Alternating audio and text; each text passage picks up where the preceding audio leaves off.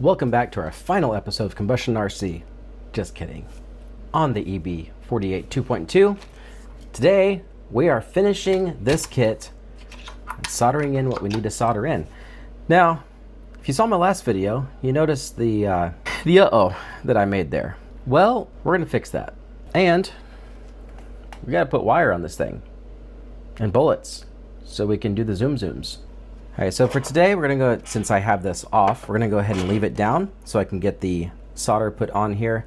You're going to need a soldering station. I'm using the Duratrax, previously Track Power TK950. This is a digital knob design. It's not the digital, or it's an analog knob. That's what I'm trying to say. You got to do the turnulators to make it work. We do have the option for the digital one, but I didn't want to pay the extra $40. That one's a good option. Has a nice chisel tip, but also has a point tip. We're using the chisel tip because it does the things. You're gonna also need solder.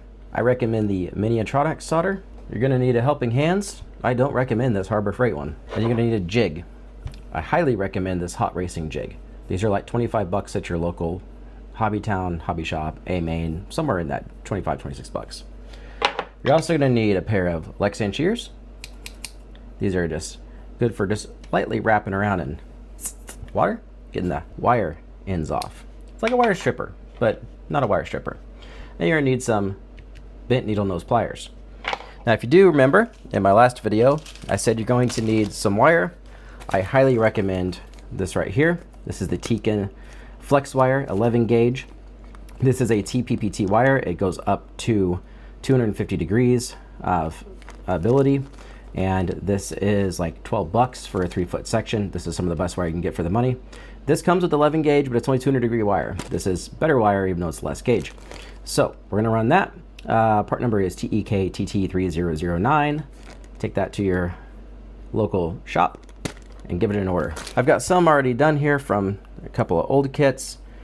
So I know I've got plenty of wire here, so I'm gonna go ahead and put these on my battery side, and then we can get the wires going from that one, okay?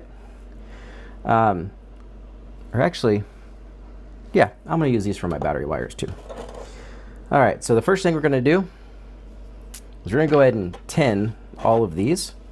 So I'm gonna pull this rubber stop off just because I don't wanna bump it and melt it, because rubber melts easier than plastic does.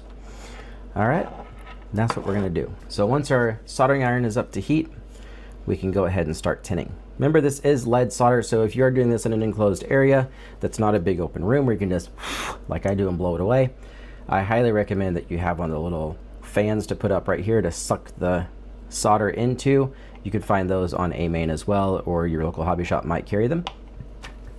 But they have a carbon filter and a lead filter, so they can actually pull the harmful stuff out of the air. Because if you're soldering a lot, you want to not be breathing that stuff now.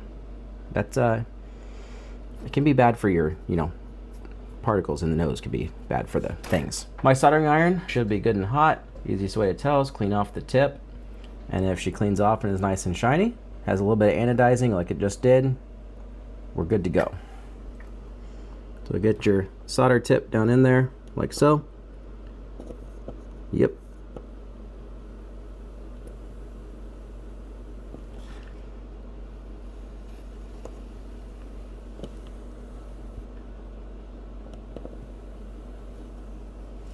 You're gonna put quite a bit in there, fellas. You're gonna get that stuff away from you, because it's not the greatest thing to have going in your lungs. Probably about as bad as nicotine. So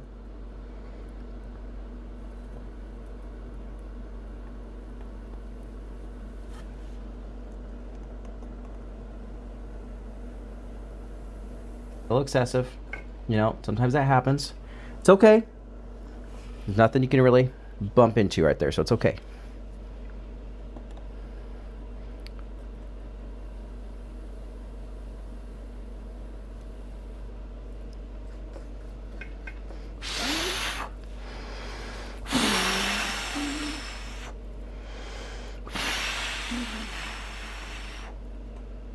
All right, it's all gone.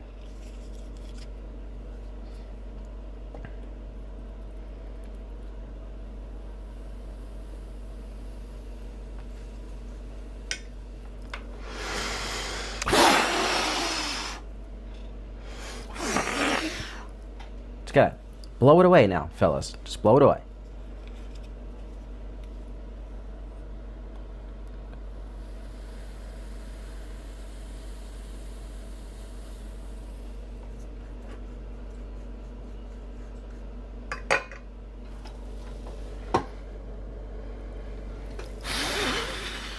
You know, I kind of hate that solder is not something you're supposed to be breathing, because I actually like the smell of it. So now, like I said, we're going to solder up our wires onto here before we get her in there. That way it's just done, you know.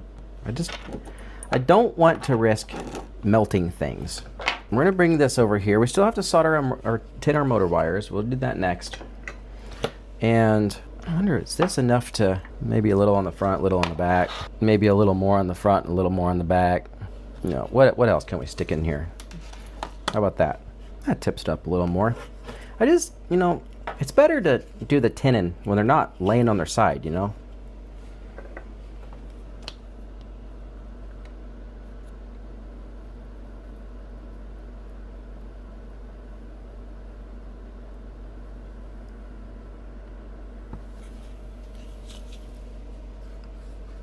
Make sure you clean that tip off after every solder. No, you don't get any excess particles.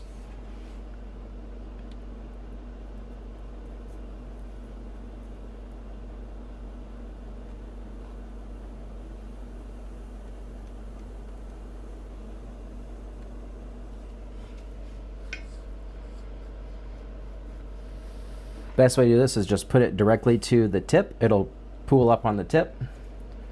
And then when the tab gets warm enough, it'll just seat down on there and give you that nice perfect pool.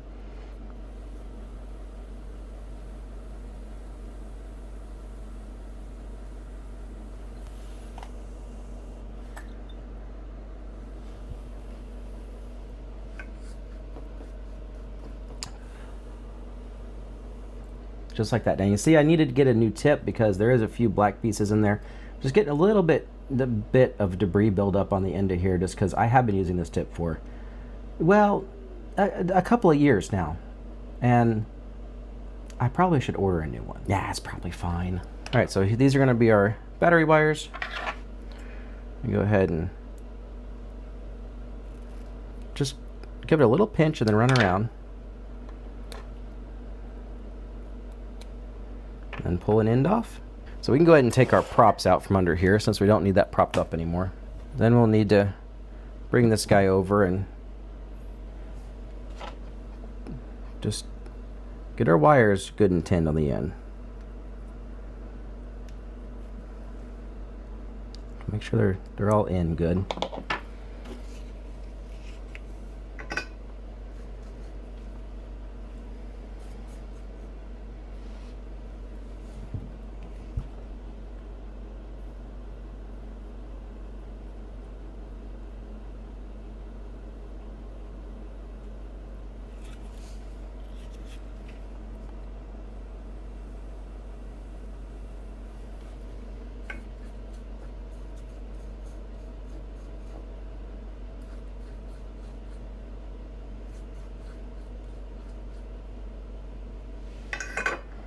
There we go.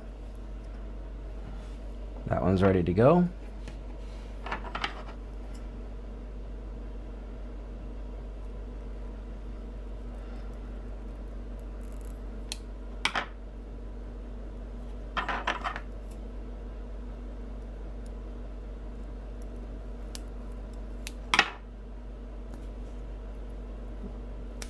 There we go.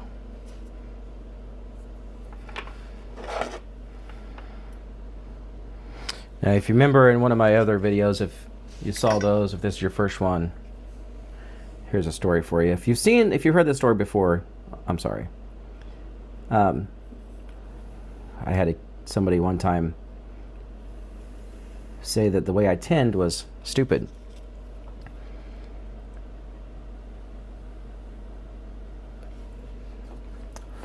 They said, look, you can see that the solder went all the way through the wire, and look how stiff the wire is. In what world is that stiff? Okay, sure. To each their own. But what's really funny is I found out this person was about a 12-year-old kid, maybe even younger than that, who literally would go through and comment things on people's videos. And, you know, don't we all know? Kids they just know everything. So I'm really glad that he told me that I didn't tin my wires right, because I didn't change a thing about how I do it.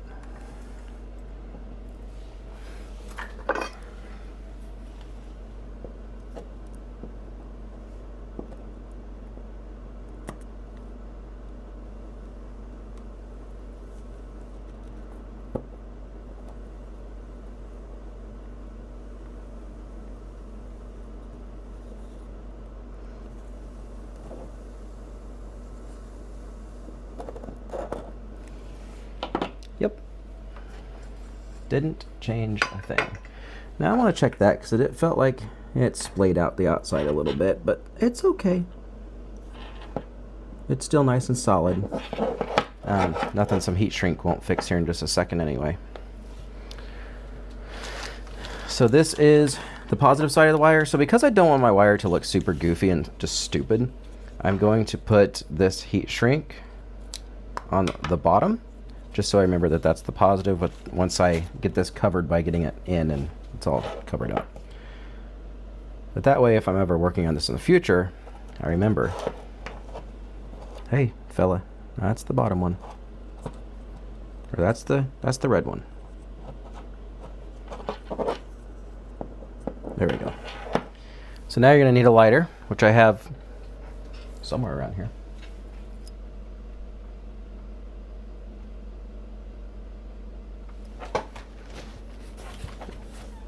Somewhere. Where did I put that light? There it is. Maybe? Yeah. Here's my lighter. So this is called heat shrink because it shrinks under heat. See? Nice and taut. All right, now we're gonna get our other one in. Now this one, it's already trying to splay just a little bit. So on this one, I'm gonna use my side cutters,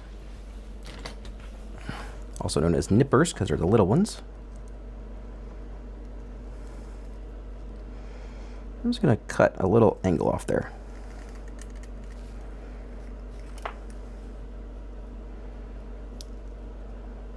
Maybe just a skosh more.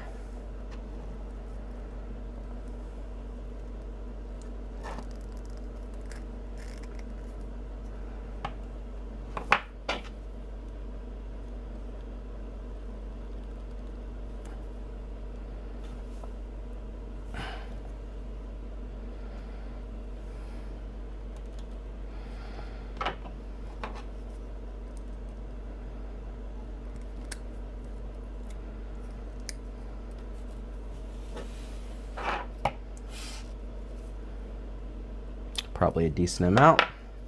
I'm gonna grab that with our pliers again. Now you may be wondering, why don't you just hold it? Well, I'll let you do that once, and then you can tell me why we don't just hold it.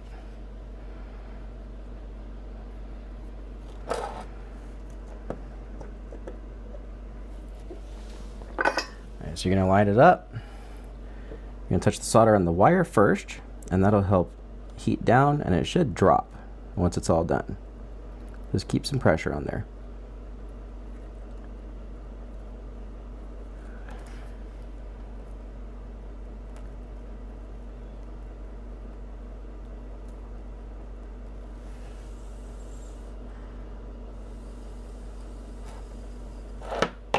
Look at that. And that is what they look like when they're all done. Now we're going to put some black heat shrink on the bottom there. And that's going to be for our negative. And we're going to put black on actually the other ones as well, just to help cover over these contacts.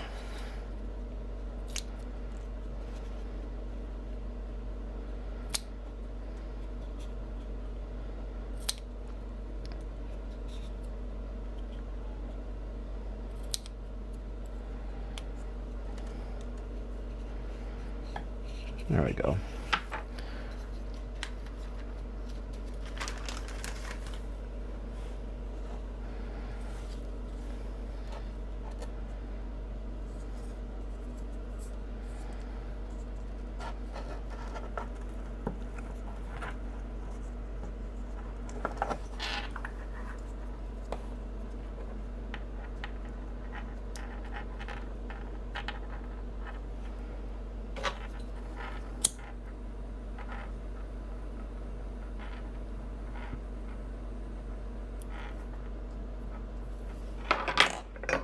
Does this need a little more heat than it wants to take with the lighter?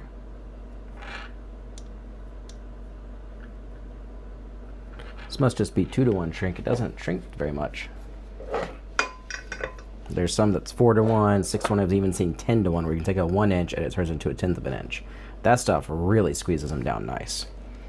Alright, so our battery wires are done. I'm ready for battery side, which we'll do here in a minute. For now, it can just dangle.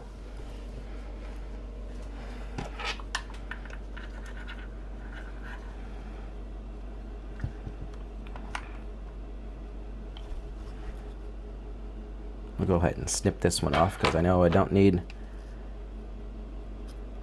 any more than, oh, well, that's perfect actually. We'll go to there on that one.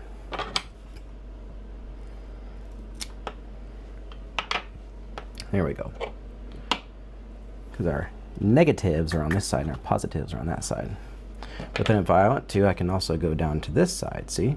Depending on which way I want to put my battery in. So some bodies, they'll fit one way and not the other. So now we've got this guy here, which this is plenty long enough to use for a motor wire. So we're not wasting all that wire. See?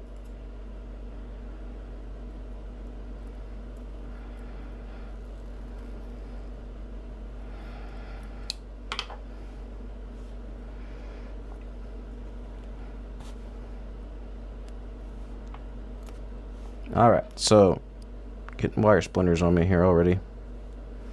On this, just remember that the side that's separated by the rubber piece, C is the furthest one out, so you can go CBA.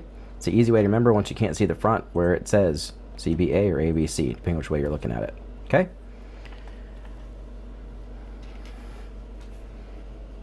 We'll go ahead and put our wire here too. Is that on the top or the bottom? That's on the bottom, isn't it? There we go. That side. There's our sensor wire. I'm going to go ahead and open our second bag of wire. Go ahead and make all of these about this length because it's okay if they're a little long. It just gives us more room to work with once we get on here. And I know you're not supposed to cut wire with like sand shears. These are, again, old. They've been used a lot. I'm going to try to twist some of that there. Make it a little tighter. There we go. And just like last time, we're going to rin it in 10.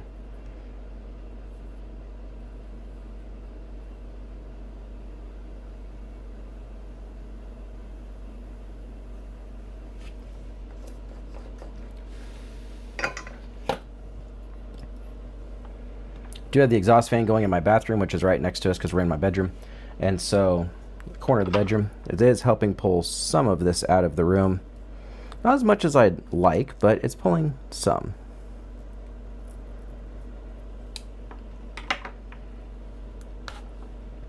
As I blow it that way, it's getting it out of here for sure. Oh my Lance. If you've ever had splinters from wire, you know that those hurt, so just be careful with that now. Be careful with that a lot as I pinch my fingers onto it, because why not? You know, pinch your fingers, push your finger into your eye, whatever slowly stops the ache.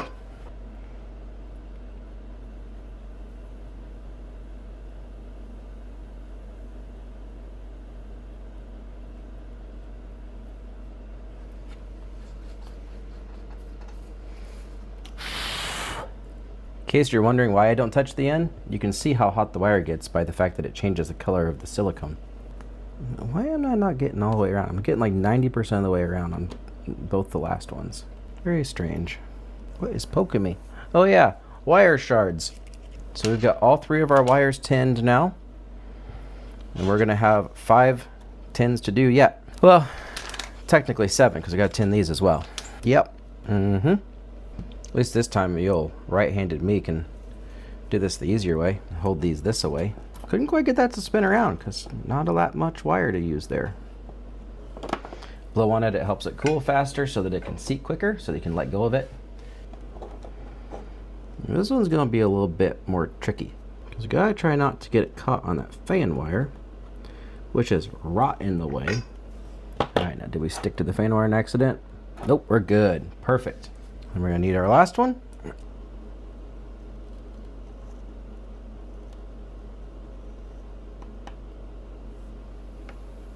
There we go. And there is our beautifully tinned and posted wires. So now we just need to put our shrink over top of them and we're gonna be good to go.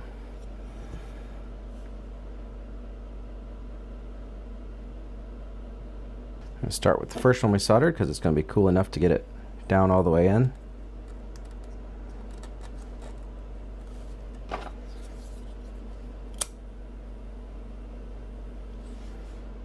Okay. There we go. Second one. Let's make sure you're not covering over that wire over here you're going to need for programming.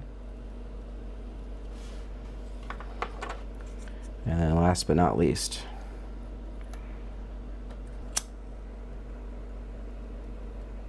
we're going to go ahead and put our servo tape on the bottom here because we're going to stick this down next.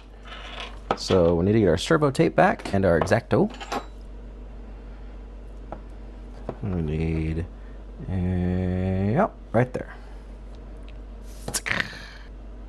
Pretty good.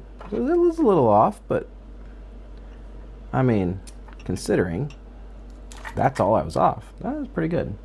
We're gonna have to try to fit this in like this, I think, or like this. Like that's what's gonna give our sensor wire the space it needs. Unfortunately, also not a bad thing.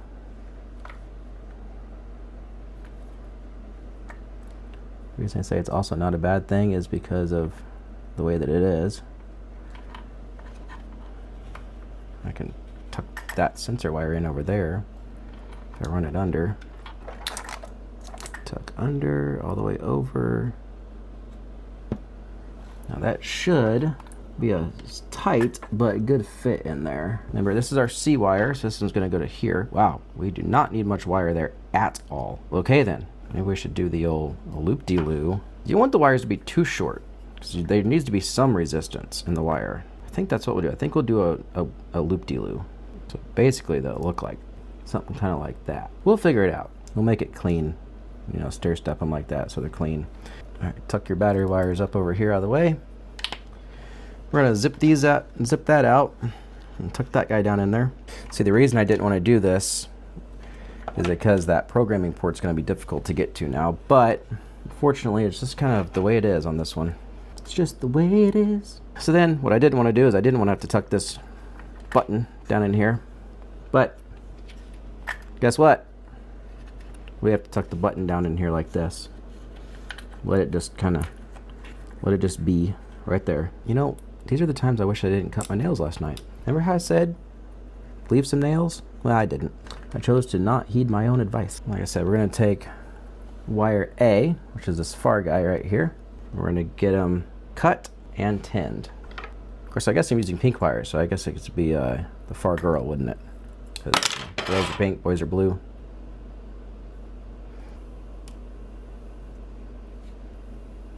All right, so on this end, you're not going to use heat shrink.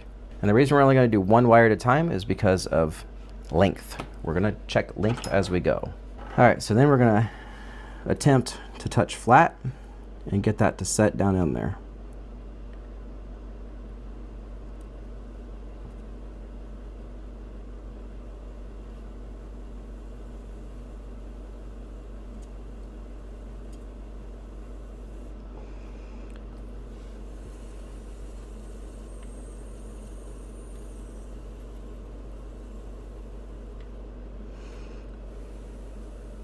Now you may be wondering, why did I push on that side? If you notice, if you look real close, there was actually a point sticking off to this side, and I didn't want that point to get too close to where the B wire is at, and I didn't want any cross polarity happening right there, so I wanted to make sure that gap stayed in between. Now we're going to take our B wire, and we're going to snip it right there. All right, make sure we're snipping in the right spot, right in front of my thumbs there. Okay, perfect. It's got shreds of wire everywhere. Now we're going to bring our helping hands back over, which I've literally had to take pliers to crimp everything down as tight as I can, and it's still loose, so it's the sort of helping hands at this point. Like I said, don't buy helping hands at Hobo Freight. Let that cool. It is very hot. Actually, well, we'll go ahead and do this one. Why not? Why not? We're here. We're going. Let's just do it.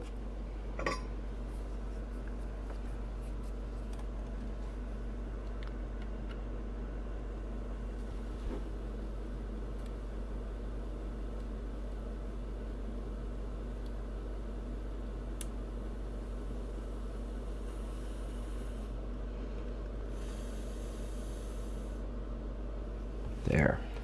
All right, and now our C wire tuck in right here. So we'll snip it right there. What you thinking? It's a lot of wires that I just cut off. Yep. It's okay. A few threads under the fingernail. Hurt really bad. And I can already tell that one's hotter than the other ones for some weird reason. So we're just gonna do it like that. And then this wire wants to lay like so. So we're just gonna bring it back. If it wants to rotate to lay in nicely, we can let her rotate to lay in nicely too.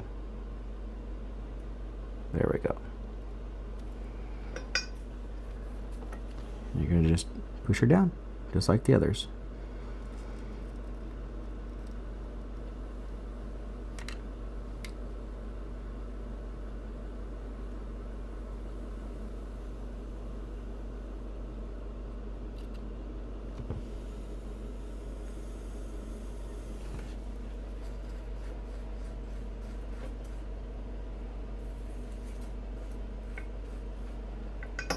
All right. Now, one thing that I am going to do, since we do have some wires here, just going to go ahead and take my paper towel, just get it a little wet, just so we can collect on those wire threads. There's a lot of them, so I want to try to get some of them cleaned up before we move on to the next wires. Oh my gosh, I'm telling you, that Stumptown coffee is even good when it cools down and it's cold. I hate cold coffee, and I actually don't mind that. That was really good. So this side is our negative, this side is our positive. So our positive needs to go over yonder, okay? So we're just gonna do this one right where it is. Dagnabbit, will you just come off there? I know you're split all the way around, I can see you're split all the way around. For some reason it didn't want to pull off. And we're gonna Rennie Tin Tin.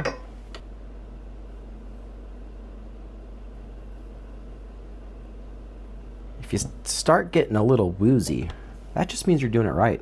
Now this ESC does have reverse polarity protection, so if you accidentally plug your battery in backwards, it's supposed to protect it, but you know, plugging a 4S in backwards is a lot of juice. Now is when you're gonna need your jig. You unscrew it, you got a 5 to 6 and 5 to 6 on each end. That's where you're gonna want that. We're done cutting, so if you want to, you can go ahead and pick up your wire pieces, and you can do the water trick again to finish picking up the rest that are on the counter. These are fantastic, so if your local shop has these, or you know, pick them up. If you need to order them. See there, it's one up, part number 190436. These have set screws for the cap. They even have thread lock already on them, which is cool. So we're gonna go ahead and start those in the caps just so we don't lose them. Got a little gold flake off there. All right, so put your 5mm bullets over here in the jig. Tighten it down just so they don't move. There, now they're both solid. Now those are ready for solder. Now you're gonna need your 1.5mm driver for these little grub screws, set screws, whatever you wanna call them. Just get them started in there. You don't need to, you know, jam them through. One thing I will tell you, a tech tip to note, is before you put these on, make sure that you do not pull these out of the jig. You will need them to be in the jig to be able to get these to slide on, because you need the extra support of the jig in order to get them to snap on. They will be very tight. So I think these have enough that I can do these backwards too, so I can press and hold. Yeah, I should be able to do. Well, we'll figure it out when we get to that point. First, we got to tin up our bullets.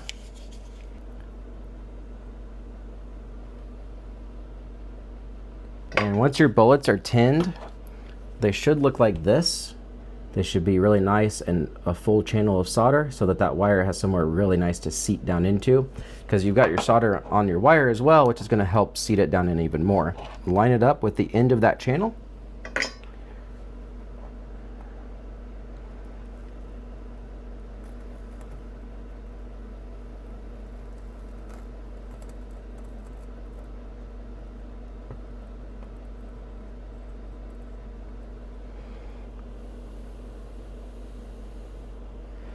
Push her down until she sets, and you get that nice, you should have a nice, almost mirrored button head on it. You see that nice mirrored button head there? That's what you should be seeing. This one's going to be a little bit more tricky, and yes, I'm going to do this up on top of the battery. No, I don't recommend doing this at home. Yes, you should always do this on a hard surface and not on a lithium polymer battery.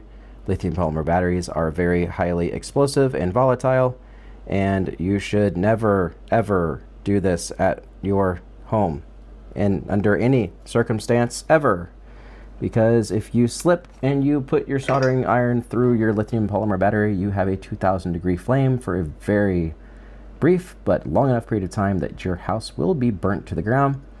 So if you're doing this at home, you shouldn't do it. Don't ever put a soldering station iron on top of a lithium battery. Okay, cool. Don't do what I did. Here, I'll lift this up so you can see it a little better. Look how nice those mirrored finishes are. That is how you want your battery leads to be. This one's got a little hump in it. I'm hoping that doesn't make it a pain in the rear to get this on. Make sure you look and see. Remember, I put the red shrink on here, so I remember which one was the negative or the positive. You're just gonna line up the channel that's on here with the channel on here, and you're gonna push hard. You might need to push really hard if you have a little over solder like I got, because you're going to be cutting into it as well. Let's see, what am I grabbing on? Grabbing on the over solder, or am I grabbing on the... Once they're on, they're really not that tight. There we go. Whoo! Now you set your set screw down. Now the good thing is, you don't have to worry about that falling off when they're that tight, but what happened was I had just a little bit of over solder on the sides, and this one doesn't have that, so I'm hoping that this one goes on pretty easy. But we're going to go ahead and turn it and then tighten this just a snug more. And we'll see if we can get the negative terminal side on a little bit easier than the positive went on. These are a bear to get on, but let me tell you, I'd rather have a bear to get these things on than having it be a pain in the butt every single time I want to get my battery out of the car. Almost there.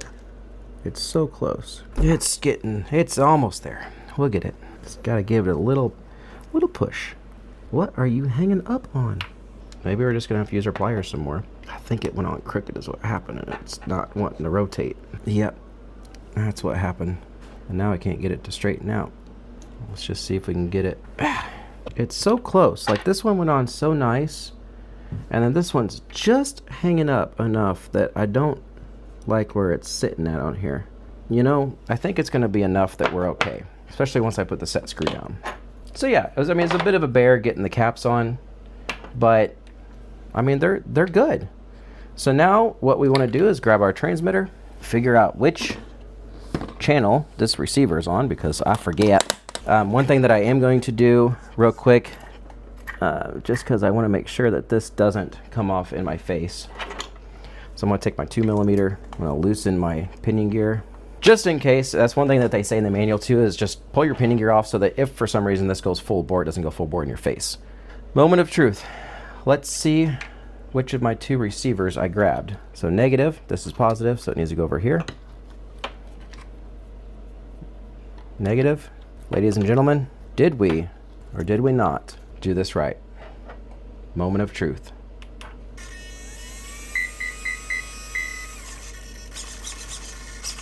I'm on the right one. Okay. What do I got here? Left is left, right is right. Okay. You don't ever want to give it full throttle. A little burp is enough to see if your motor is working. But as you can see, my steering trim is off on this vehicle compared to the last one that was on here. So we're going to go and set the sub trim. The fact that I had to go 100% sub trim, I didn't like that. Okay, so we're going to put it back to 0. She's a noisy servo. My goodness. So that's back to 0. And we're going to move our actual servo. Okay. So there's straight. Right, now that's a little to the right. Went one too far. All right, well, that's one tooth, so we're gonna call that good. It showed it being at an angle, but it's actually almost straight. So yeah, she's pretty good. We're going to go ahead and check our endpoints. Let's see where the endpoints are set on here. Forward is at full, brake is at full. Left and right are off, so we're gonna see, can we get more left?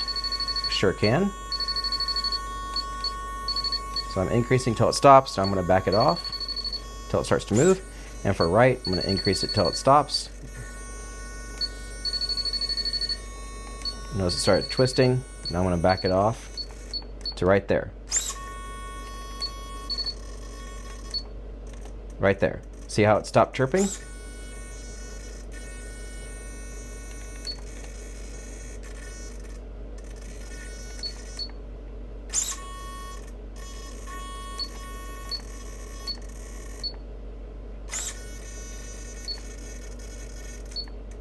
Perfect.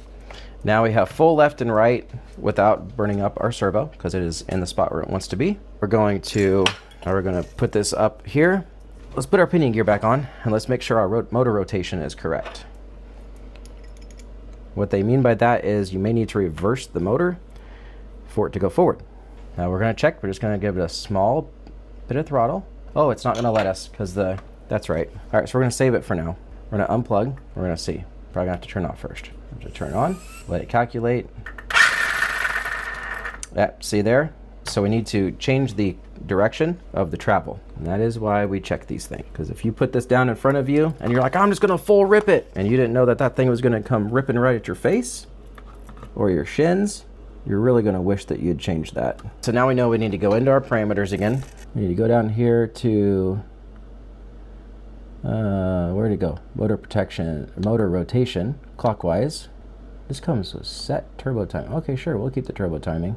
All right, and save. All right, we're gonna turn this off. We did not do our calibration. We probably should do our calibration actually. Turn on the transmitter. Ensure all parameters, dual rate, EPA, ATL, and the throttle channel are at default 100%. Okay, let's double check. I believe our throttle trim is, let's see, dual rate, 100%.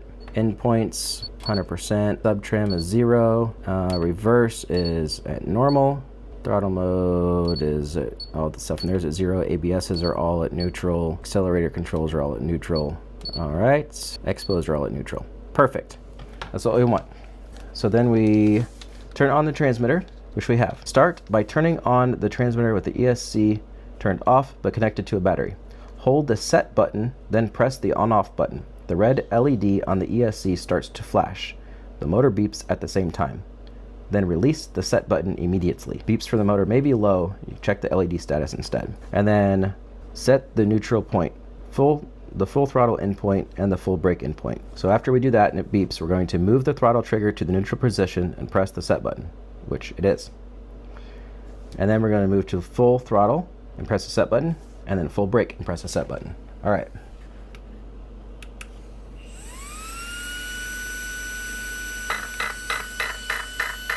All right, so there's neutral, full throttle, full brake. I did that wrong. So now we're gonna press and hold the set button and turn it on. It didn't take my first click is what happened. All right, there's neutral, full throttle, full brake.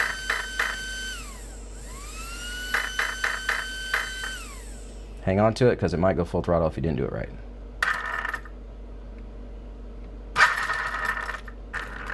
There's a slight offcut on that spur gear. I can see it doing a wobble. The spur gear is straight, but on the back side of it, there's a slight offset. That's annoying. It'll wear in, I guess. All right, so I thought we reversed maybe doing the throttle set made my motor correct. I don't know. Let's see here. It's going backwards again. I know my diffs are in, right? So we need to fix that in the motor. My A's are to A's and my B's are to B's. So we need to reverse the motor rotation. I thought we just did reverse the motor rotation. We're gonna look, okay? There we go.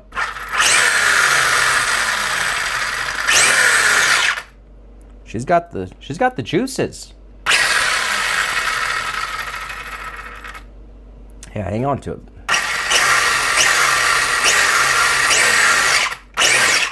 That's a lot of juices. Spur gear is good. Just double checking everything now. Now that we know everything's good, we gotta double check. Double check everything. The slop that's in there is the slop that we had out of the box. That's good. We don't have any extra sloppage. And then, okay, a little bit of slop is a good thing because you're not gonna break stuff if you don't want stuff binding. And then we're gonna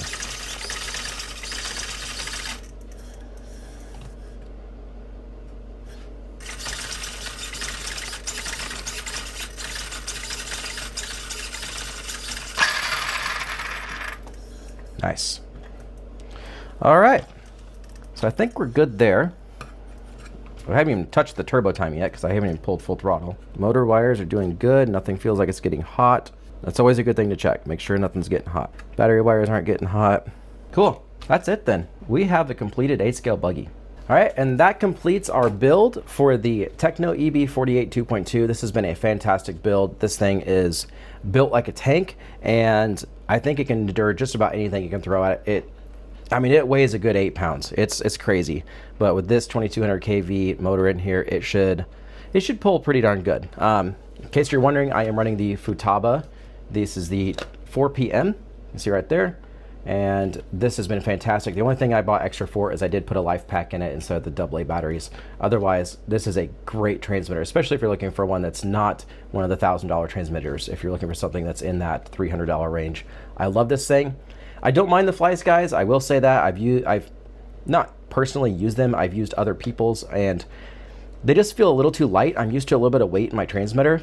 I prefer the Futabas for that reason. And you know, I like the features of the Futaba. There's certain things about it that I just prefer over other things. Spectrum I used several years ago. It feels cheap. Let's just be honest. They feel cheap. I'm not saying they are, I'm saying they feel that way. This actually feels like a luxury plastic. Spectrums just feel like, I mean, they feel like it to me, a grasshopper. I'm sorry. This has been the build. Next time you see this, hopefully it will be on a track and should be a good time. So this has been a great last 8 weeks hanging out with you guys and building this. I hope this helps everybody along the way. Yeah, I mean, I went a little overboard with the cartoon thing with doing the wing and the tires too, but what's the matter? Gonna burn through the tires eventually. Wing could get replaced. The body's sick though. I'm really happy how that turned out. There's nothing wrong with being a little extra. Be a little extra. Wear 2 necklaces. You know, just do it. You be you. Until next time, keep the shiny side up, the rubber side down, and remember to stay in the groove.